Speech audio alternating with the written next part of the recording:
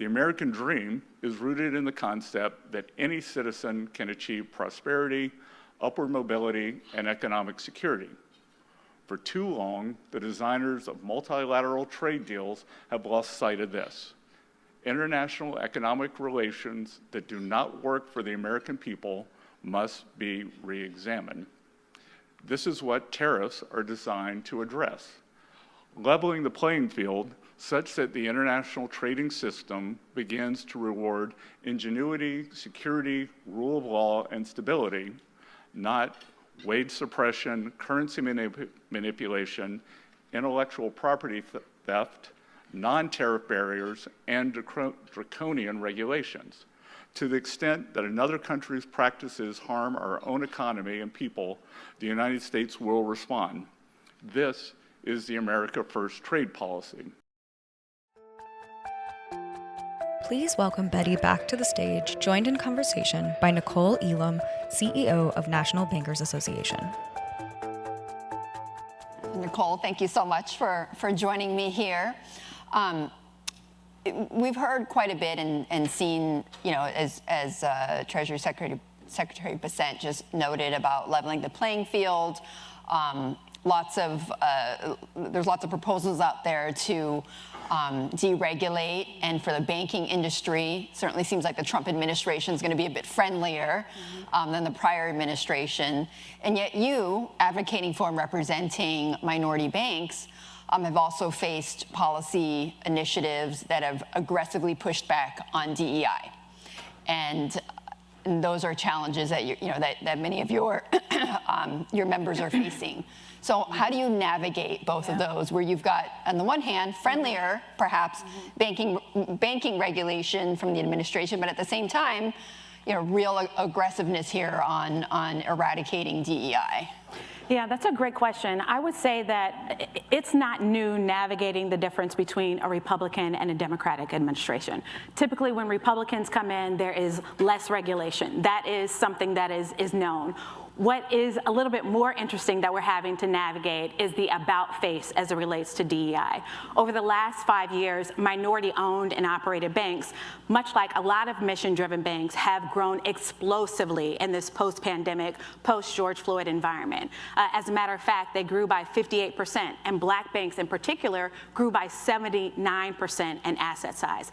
And a lot of that was driven by the prior administration. It actually started under the Trump administration, and as well as corporate America investing heavily in mission-driven banks, because they knew that if you invest in these banks, then the communities that were the hardest hit by the pandemic would bounce back. And so it's an about face when you had an administration that was pumping a lot of resources to now everybody being scared and pulling away. And so you expected the DEI kind of to turn, but the way, the velocity, the pace, the speed at which it happened was interesting. And that's the biggest thing that we're having to navigate. The good news is that the banks are well capitalized. So when there is an economic downturn, they can support themselves and the communities that they serve. Yeah. Oh, go ahead. Sorry. No, but that's the biggest thing that they're dealing with. Yeah. The thing that helped them grow is now the thing that they're being attacked for. So how do you keep that momentum? How do you help the banks keep that momentum in the face of potentially fewer and fewer resources? I think they stay focused on what they've always done, which is that serving the communities that we've always been here to serve. I'm also trying to get them to focus on a lot of the big things that are happening right now and how they can take advantage of AI and innovation, and how do they stay on the curve. Because if you're a small bank, your maybe average asset size is under $1 billion. Most of my members' average asset size is $460 million. So how do you keep pace with how technology is changing everything when big banks are spending $17, $18 billion a year on technology? So that's the biggest thing that I'm helping them focus on. How do they take advantage of, and how do they partner with fintechs so they can keep pace with how the financial services landscape is changing? Yeah, I'm glad you brought up technology, because that's been a big theme in the conversations today, particularly AI, leveraging AI, the benefits and the disruptions. Banks, no different, looking at not only AI, but also the cryptocurrencies, digital assets. How do they make sure that they play in that game as well? How do you make sure that minority banks lead in this area and not lag? That's a great question. I think one of the biggest things that we're trying to help them focus on is fintech partnerships. We spend a lot of time talking about how AI can help with innovation and automation and efficiency, but I think one of the things that we miss is how AI can help you understand people better. And if you understand people better, you can serve them better, you can bank them better, you can help them invest better. And so one of the things we've been spending a lot of time talking about is fintech partnerships and how they can leverage fintech partnerships to better reach the customers that they're serving more. Embedded finance is something that is completely changing the landscape. The fact that I now have access to financial services on non-banking platforms. I'm shopping and now all of a sudden I can buy now, pay later. I'm doing my accounting services and now all of a sudden I have access to loans. These things are completely changing the way that people bank. Another thing is just how collaborative the ecosystem is becoming. The fact that my banks are partnering with data platforms, they're partnering with fintechs, they're partnering with community organizations to better meet people where they are, and leveraging AI to offer hyper-personalized services. I think one of the great things about community banks, small banks, is that they are able to say yes when people say no because they know that person. They are using alternative sources of data. So how do we help them become high-tech and high-touch? I think that's their differentiator that can help them get further faster. Yeah, and you mentioned fintech partnerships. What have you seen to be most effective? Like, what types of partnerships are effective, are really generating that kind of momentum? I think one of the biggest things is how affordable they are. If I can't leverage it, if I can't access it because it's too expensive, it's not helpful to me or the communities that I serve. So affordability is a huge thing. I think another thing that we would love to have is more clarity. I think we need more clarity as it relates to fintech partnerships, more clarity in the AI space, more clarity with cryptocurrency, more clarity with digital assets, because when there's a lack of clarity, people pull back and get scared, particularly small banks who can't absorb the cost of the regulatory oversight. And so I think one of the things we hear is mixed messaging. We hear a lot about, we want this, we like this from our regulators, but when it comes time to actually doing it, the environment of oversight is unclear. And so that allows people to push back. It causes them to pull back. So I think we just need more regulatory clarity in that space. That would be really helpful. Yeah, I'm glad you mentioned that, because I'm curious to hear, outside of clarity, or maybe if you want to dig in a little bit more to that clarity, what do you need from Washington? What do you need from Congress? Clarity and right sizing. I think we need clarity as it relates to technology adoption. You have a number of small banks who want to get in that space, but again, the guideposts are a little unclear, and so nobody wants to get in that space. And then you hear too often where a fintech is in the news, and then all of a sudden the regulator is calling you about the fintech that was in the news that you have a partner with. That has nothing to do with the safety and soundness of what you're doing. And so that's something that is scary. I think another thing that we need is clarity around, again, digital assets. It's a space that people want to play in, but there's not a lot of clarity around it. We need right-sized regulations. Small banks cannot absorb the compliance cost. And so it's much different if I am a $3 trillion company versus a $300 million bank.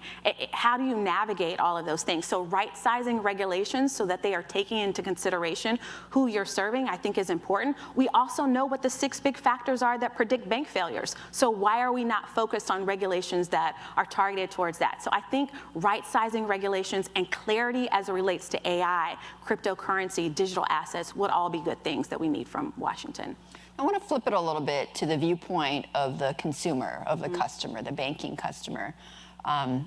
Public trust of large institutions, but the system in general has been eroding, among the public for many, many years. And the pandemic didn't help. The public mistrust grew even more after that. And a lot of that ire is directed at the financial system and at the banks.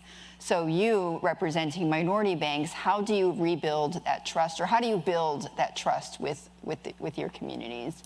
I trust people that I know. And I think one of the great things about our banks is that they are in those communities. They are sitting there and serving them every single day. They're saying yes when others are saying no. They're the reason why people in urban, rural, and tribal areas are able to build businesses, buy homes, and save for their future, because they are there. And so I think that makes the difference, that they're in the communities. One of the biggest things, though, when I think about consumers, I think about risk. And some of the biggest trends that I'm seeing in the financial services space has to do do with risk, and a lot of that risk is impacting consumers. Take, for example, cybersecurity, right? Cybersecurity is rapidly evolving, and criminals are using AI to be more effective and efficient. So fraud is increasing. This year alone, we expect by 2025 that cybercrime losses are going to total $10.5 trillion. That impacts consumers, and that impacts their trust. So cybersecurity is a huge thing. The second big thing is underwriting, right? Underwriting is no longer keeping pace with how workers are earning money. You've got the gig economy. You've got influencers who are making far more than I'm making creating content, but I can't underwrite a loan based upon that. That leads to mistrust. And so there's underwriting gaps. And then we've talked a little bit about the regulatory gaps. Whenever something happens with innovation, people blame the bank, but the bank wasn't to blame. It was something else. And so all of those things lead to mistrust, but there's risk underlining a lot of that. And this is kind of a general question, but I'm going to ask it anyway, which is, what do banks, and perhaps this is more from the viewpoint of what do minority banks still get wrong about customers? I don't know that it's that they get it wrong. I think that they don't have the resources to meet them where they are. One of the reasons why community banks are able to say yes when other banks are saying no is that they have always relied on alternative data to underwrite those loans. I know that you may live in a place that has been the victim of redlining, so I'm not going to use that to underwrite the mortgage. I'm going to use that other cash-based flow analysis. And so they've always done that. What they're unable to do is do it at scale. And you need technology to do it at scale. And why can't I do it at scale? Because technology is expensive. So it's a catch-22. It's not that they don't know how to do it, because they've been doing it with nothing. It's that they don't have the scale that they need to do it better. Got it.